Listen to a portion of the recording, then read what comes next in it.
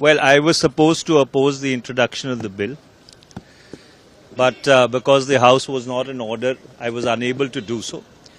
The bill is entirely unconstitutional. It is beyond the legislative competence of the government. Entry 33 of the state list gives powers to the states to legislate with regard to sports.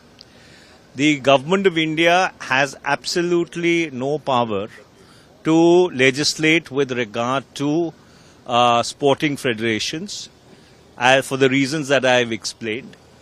The government is trying to draw sustenance from some very dodgy constitutional entries and one or two judgments of the Delhi High Court and the Madras High Court, which have interpreted those entries in a particular manner.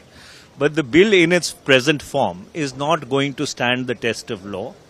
Insofar as the BCCI is concerned, this is a very clear attempt to bring the BCCI within the ambit of the governance structure which the government is trying to put in place through this National Sports Governance Bill. देखिए, बुनियादी बात यह है कि 2016 से लेकर 2025 तक जब से आईबीसी का कानून क्रियान्वित हुआ है, जो बैंक्स हैं उन बैंकों ने बहुत बड़े बड़े हेयर कट लिए हैं। बड़े बड़े धनपशु जो बहुत बड़े बड़े कर्ज लिया जिन्होंने लिए हैं, कौड़ियों के दाम पर छूट गए हैं।